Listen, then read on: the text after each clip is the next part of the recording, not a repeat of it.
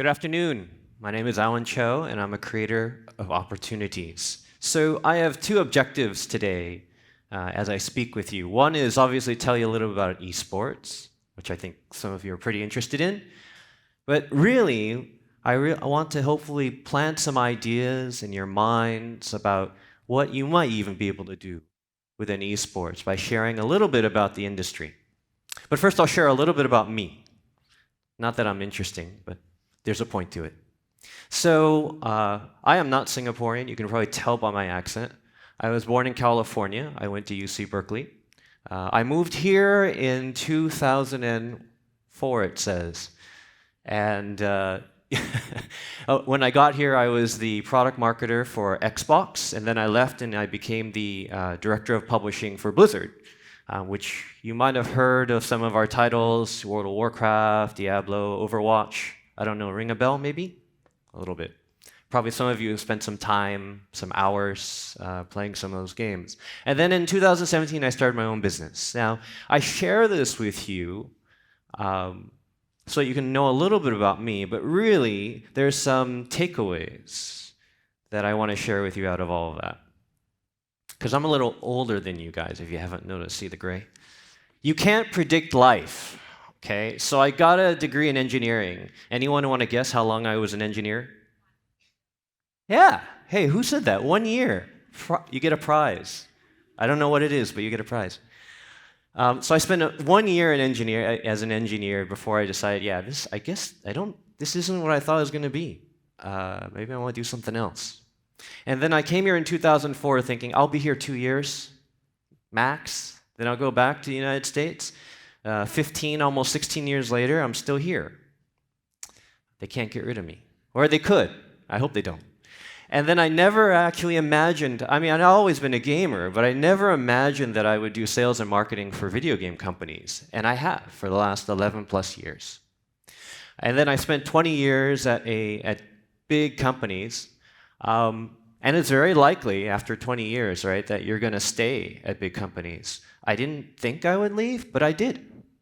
And now I'm doing a startup. So you can't really predict life. Oh, and again, I'm dating myself. You should look up TEDx or TED Talks, the original one. The original one started in California, in Monterey, like 20-something odd years ago. And it was by invite only. And when I say invite only, they were like, superstars, geniuses, those type of people would go to the TED Talks. And I remember that, and I was like, there's just no way I'm ever going to be invited. I'll never be at TED. And here I am, talking.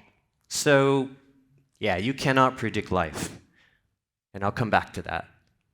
So how did I get into esports? Well, very similarly, I never really expected to get into esports. I was the director of publishing for Blizzard. 2016, we launched this game called Overwatch. Here in Singapore, it was at the Capitol Theater. There was a big line. Some of you I might have given water to in line. Thank you for coming. And that year, we had a World Cup, which is essentially, we invited teams from all over the world to go to California and compete at BlizzCon. And the Thailand team was the one that qualified for Southeast Asia. And I got to know the team. And on that team, there was a player named Mickey. And I didn't know his backstory at the time, but it's pretty compelling. Mickey lost his father when he was very young. His mother left him at cyber cafes as basically a form of babysitting. And that's how he got into games and into esports. Went to BlizzCon, got discovered. Now he plays for the Dallas Fuel, which is an Overwatch World League team. And it got me thinking. How many more Mickeys are there out there? Looking for opportunities. How many, maybe I can do something. Maybe I should do something. Maybe I can create opportunities. And so we did. And we started Meta in 2017. And it really is meant for the discovery and development of talent. So maybe one of you has aspirations to be the next esports or pro star. Why not? Who says you can't? Right? At the beginning, everyone starts somewhere. And so our site basically brings together players and teams, tries to give them competitions to get better at, and maybe at some point they get discovered. Right? because you need that in the ecosystem. So there you go. Idea number one for you guys. Be a pro. No, so let me give you, before I jump into esports, let me tell you a little bit about the gaming industry, because many of you may not be totally familiar. For example, did you know that if you added television and video, the two industries together, movies, that would still not be as big as the gaming industry? Did not know that, did you? Avengers came out this year. And there are a lot of news stories about, oh, it earned $1 billion, and I think its first week or something like that. That has already been done by video games multiple times. In the first week, video games can sell up to more than $1 billion in its first week. So it is a very, very big industry. Lots of opportunities there too for young people. Esports is a subsegment of video games. And it's got tremendous viewership. Again, this is not something that everyone knows, but in 2018, 380 million people were watching or participating in esports in one way, shape, or form. Again, I will bet, the light is too bright, I can't see, but if I were to ask this audience, how many of you have watched esports in the last year, I can bet quite a few people will raise their hands. And in fact, if I said, is there anyone in the audience that has actually competed in an e-sport? I'll bet there are a few people who will raise their hands as well. Okay? For the demographic, basically if you're below 25, esports is a thing for you. It's natural. In Southeast Asia, it's the fastest growing market for esports in the world. And I throw this in just for kicks, okay? Some of these brands you know, and they've all started getting into esports. The one I always like to point out is Louis Vuitton. Because no one believes me. I've been in meetings, and I'm talking to business people, and I'll say Louis Vuitton actually sponsored esports, and they know. They get out their phone, and they start going, yeah, looking at it. And they did. Like just about a month ago, Louis Vuitton partnered with League of Legends, which is developed by Riot. And they had their world championships, and Louis Vuitton designed the trophy. And they're designing in-game items to sell to League of Legends players. Why? Because esports is a thing.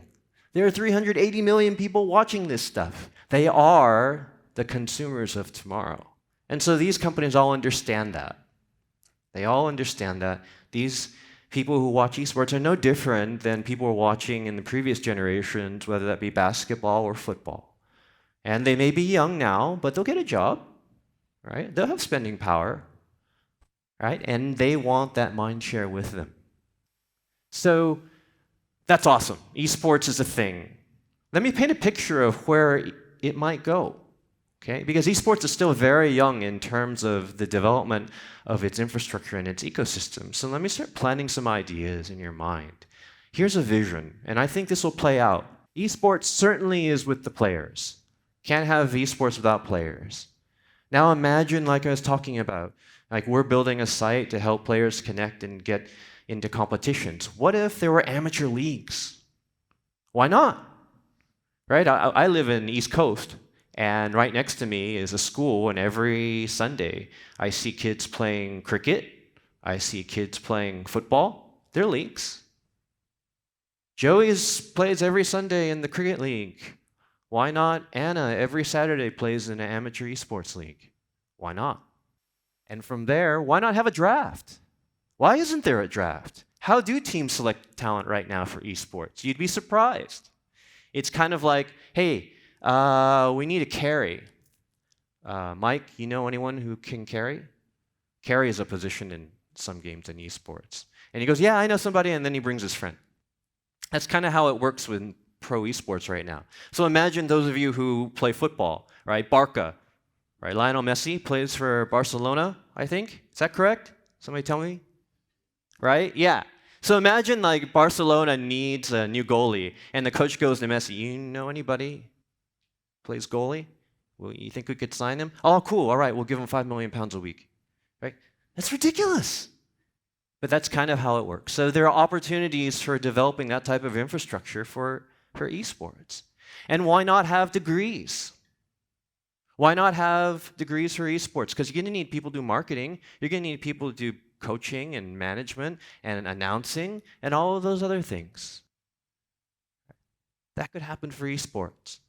And in fact, I think, there's some paths to be forged. That's one of them, mindsets, right? Among the general populace, but also among educators. And I just share some of these stats. I'm not going to go through it. This is not a lecture. But this is a study that was done, and I think they interviewed like a few hundred universities or institutions of higher learning. And surprisingly, you're starting to see this shift. Like there are some degrees now for esports, or scholarships even. But yeah, why not? Scholarships are starting to be given for esports. And in fact, you're starting to see like the benefits as well. In high schools, they've done some programs, helps GPA, helps attendance. So mindsets are starting to shift. And when mindsets shift, that's when opportunities start happening. Like, look, there are now opportunities for players to get scholarships to universities. That's awesome. So more and more of these opportunities are going to show up as mindsets change. Another path to be forged, authenticity, which is my way of saying open-mindedness, respect. What I would love to see, and I think this is starting to happen, is when someone says, these days, if someone says, I love to play golf, I love to play tennis, I love to play football, most people are like, that's cool.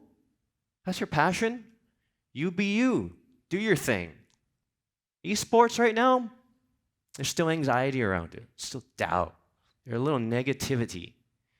I think mainly because people don't quite understand what it is. Maybe they've bought into some stereotypes. I'm a gamer. I am, right? Even at my age, I wear a jacket. I have fancy shoes.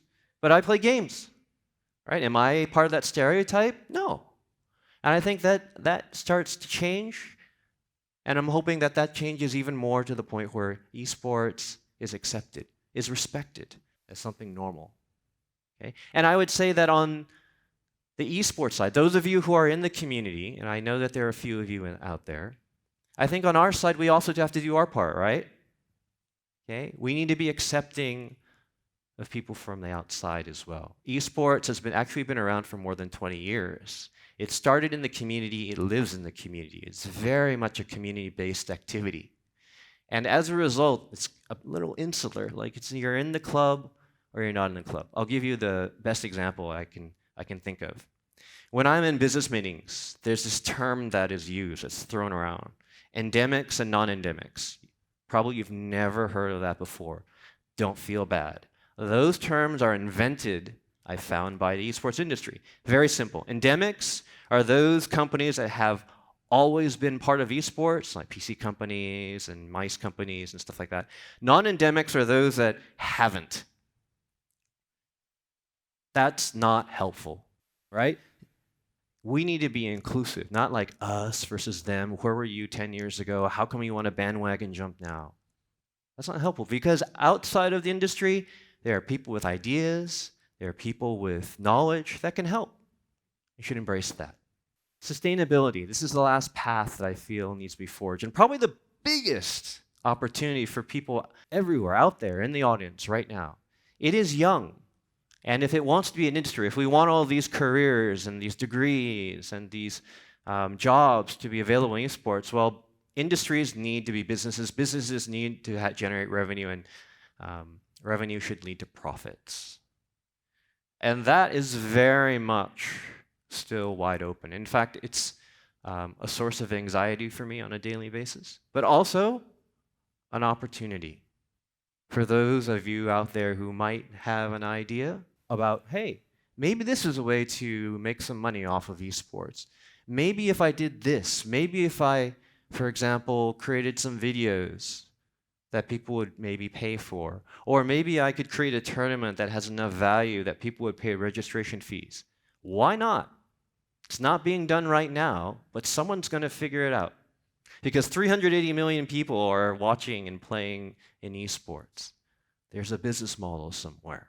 So it's an exciting time to be an entrepreneur. It's an exciting time to be looking at esports, and a lot of people are. And I encourage you guys to to think about it that way as well. So I'm coming to the end of my talk, kind of giving you a little broad overview of esports, but really, if you haven't figured it out already, this is kind of my way to give life advice.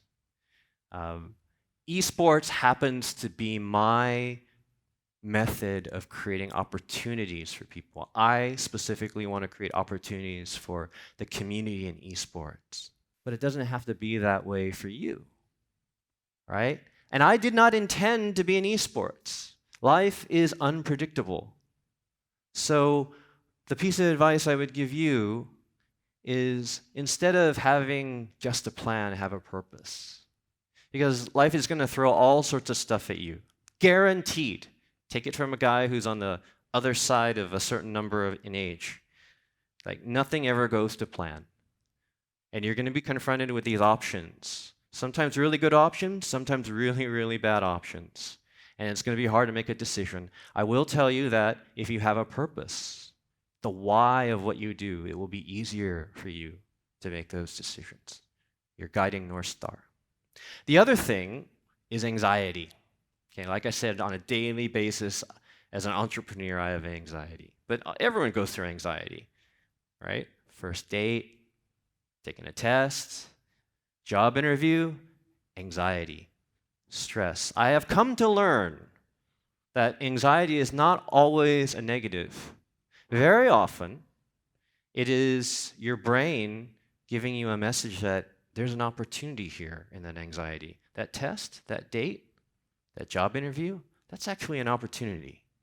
So when you feel a little anxious, dig a little bit, and you might find that really what it is an opportunity waiting for you to discover.